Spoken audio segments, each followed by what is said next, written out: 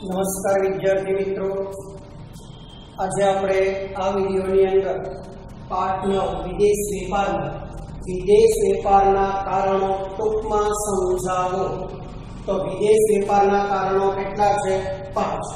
દેશના ઉપલબ્ધ ઉત્પાદનના સાધનોમાં તફાવત, ઉત્પાદન ખર્ચ, ટેકનોલોજીકલ પ્રગતિ, શ્રમ વિભાજન અને વિશિષ્ટીકરણ અને અન્ય.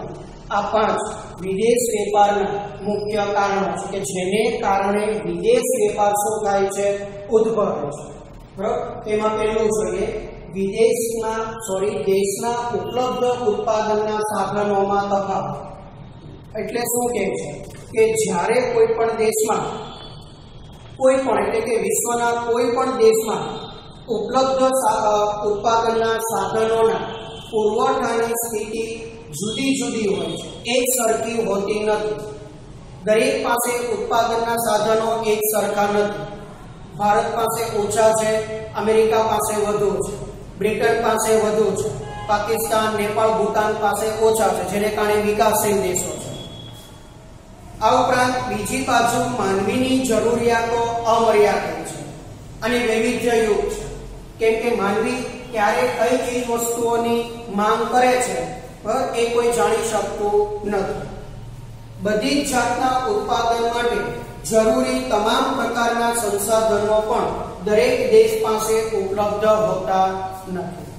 ભારત પાસે તમે જો તો ઇન્ફોર્મેશન ટેકનોલોજી ઓછા પ્રમાણમાં છે, જ્યારે જાપાન પાસે વધુ છે.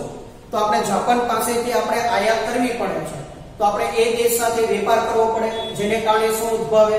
વિદેશ વેપાર.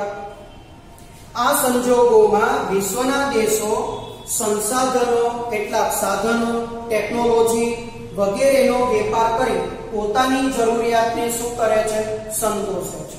એ તો સ્વાભાવિક છે કે જે દેશમાં આપણે ઉત્પાદન નથી કરી શકતા અથવા કરી શકીએ છીએ છતાં ઉત્પાદન ખર્ચ વધુ આવતો હોય તો એવી વસ્તુઓ માટે આપણે વિદેશો પર નિર્ભર રહેવું પડે છે, એની સાથે કરાર કરવા પડે છે અને આપણે એની સાથે આયાત કરી વિદેશ વેપાર કરવો પડે છે.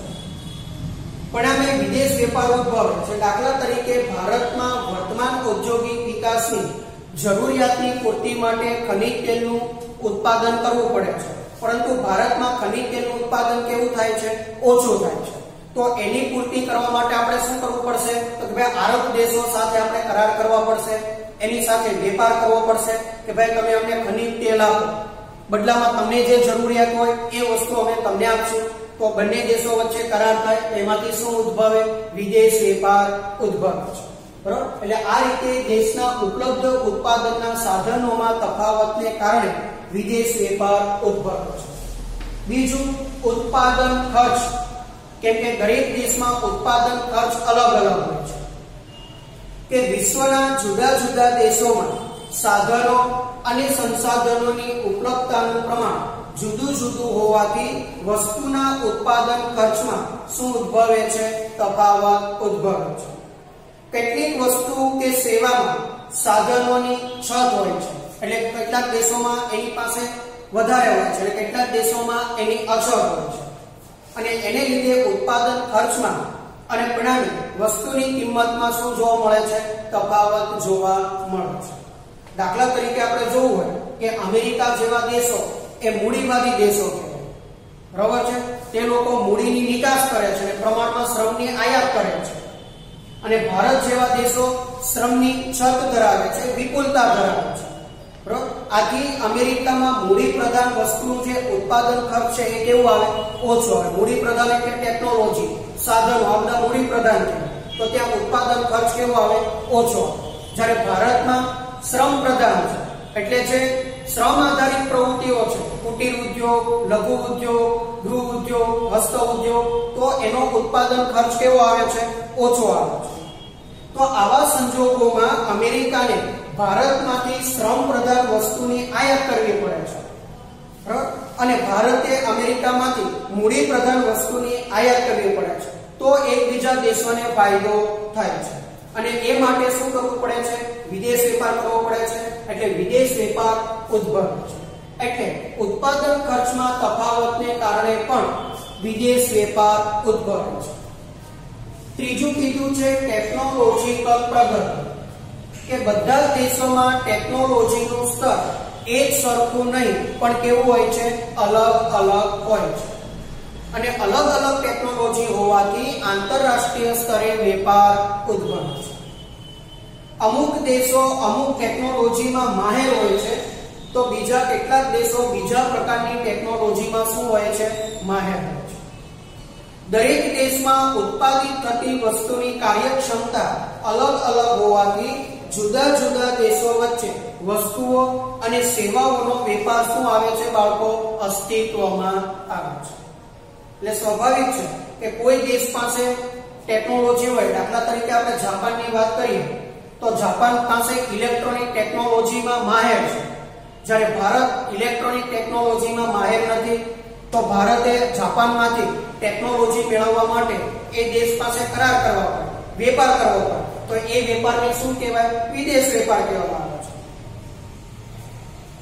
જુદા જુદા દેશોમાં ઉત્પાદનના સાધનોની કાર્યકુશળતા ભિન્ન હોવાથી તે દેશમાં અમુક જ વસ્તુનું ઉત્પાદન શું બને છે, શક્ય બને છે.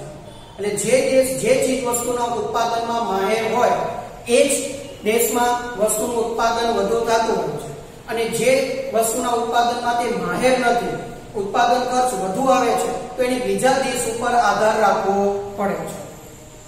આ સંજોગોમાં વિદેશમાંથી બીજી વસ્તુની આયાત કરવી પડે અથવા આવી વસ્તુઓનું દેશમાં ઉત્પાદન કરવા સંસાધનો કે ટેકનોલોજીની શું કરવી પડે છે, આયાત કરવી પડે છે. અને જે વિદેશ વેપાર અસ્તિત્વમાં આવે છે. એટલે આ રીતે ટેકનોલોજીમાં પણ પ્રગતિને કારણે પણ વિદેશ વેપાર શું આવે છે, અસ્તિત્વમાં આવે છે.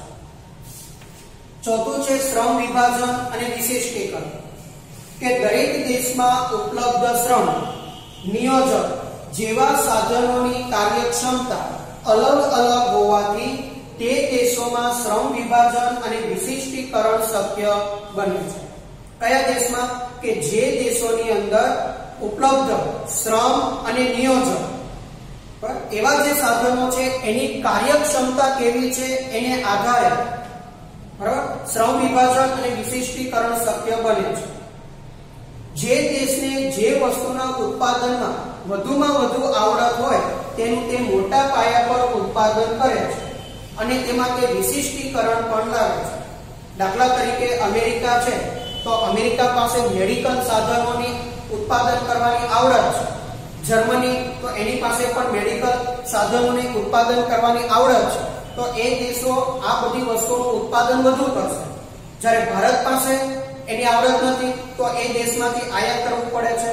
અને જે દેશ પાસેની આવડત છે તો સતત ને સતત એમાં શું કરતા હોય છે, વિશિષ્ટીકરણ એટલે કે નવીનીકરણ કરતા હોય છે.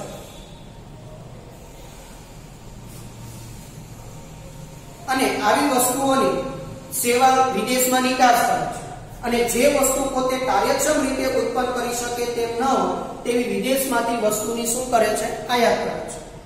દાખલા તરીકે વર્તમાનમાં ખનિજ તેલનું ઉત્પાદન કરતા આરબ દેશો ખનિજ તેલનું મોટા પાયા પર ઉત્પાદન કરે છે, કેમ કે એની પાસેની આવડત છે, ટેકનોલોજી છે, એટલે તે શ્રમ વિભાજન અને વિશિષ્ટીકરણ એના માટે શક્ય બને છે. બરાબર છે. અથવા તો ખનિજ તેલ સિવાયની અન્ય વસ્તુઓનું ત્યાં જો ઉત્પાદન ન થતું હોય તો એ બીજા દેશોમાંથી તેની શું કરે છે, આયાત કરે છે. બરાબર છે. એટલે ખનિજ તેલની નિકાસ કરશે અને અન્ય ચીજ વસ્તુઓની શું કરશે, આયાત કરશે, કે જેની પાસે એની આવડત નથી, ટેકનોલોજી નથી.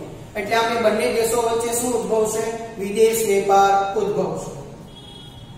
વિકસિત દેશો જ્યારે બજાર અને કાચા માલની અનુકૂળતાને લીધે તે વસ્તુનું પોતાના દેશમાં ઉત્પાદન કરવા ઈચ્છે છે, ત્યારે તેની આવડત કે કૌશલ્ય નહીં હોવાથી વિદેશી નિષ્ણાતો કે તેમના જ્ઞાનની તથા ટેકનોલોજીની આયાત કરે છે. વિકસતા એટલે દાખલા તરીકે ભારત, પાકિસ્તાન, નેપાળ, ભૂતાન, બાંગ્લાદેશ, આ બધા વિકસતા દેશો કહેવાય. અને આ દેશો પાસે ટેકનોલોજી નથી, એટલે ઉત્પાદન ક્ષમતા વધારવા, ઉત્પાદનમાં વધારો કરવા વિદેશી નિષ્ણાતોની મદદ લેશે, ટેકનોલોજીની મદદ લેશે. તો એ દેશો સાથે તે કરાર કરશે અને વિદેશ વેપાર શું આવશે, અસ્તિત્વમાં આવશે. એટલે શ્રમ વિભાજન અને વિશિષ્ટીકરણ. અને પાંચમું છે અન્ય બાબતો, કે વિવિધ દેશોમાં ઉત્પાદનના સાધનો પ્રમાણમાં વધુ ગતિશીલ હોવાથી તેમના દ્વારા બનતી વસ્તુનો વિદેશ વેપાર કરવા પડતા વિદેશ વેપાર ઉદ્ભવે છે. શું કહે છે કે દેશોમાં ઉત્પાદનના સાધનો પ્રમાણમાં વધુ અગતિશીલ હોય એટલે બધા કાર્યક્ષમ ન હોય, બરાબર છે. તો વધુ કાર્યક્ષમ બનાવવા માટે અને એના દ્વારા વધુ વસ્તુનું ઉત્પાદન કરવા માટે વિદેશમાંથી એ વસ્તુઓ આયાત કરવી પડે છે અને એના દ્વારા વિદેશ વેપાર ઉદ્ભવે છે, બરાબર. તો આ શું હતું? વિદેશ વેપારના કારણે દેશના ઉપલબ્ધ ઉત્પાદનના સાધનોમાં તફાવત, બીજું ઉત્પાદન ખર્ચ, ત્રીજું ટેકનોલોજીમાં પ્રગતિ, ચોથું શ્રમ વિભાજન અને વિશિષ્ટીકરણ અને પાંચમું અન્ય બાબત. ઓકે, ધન્યવાદ બાળકો.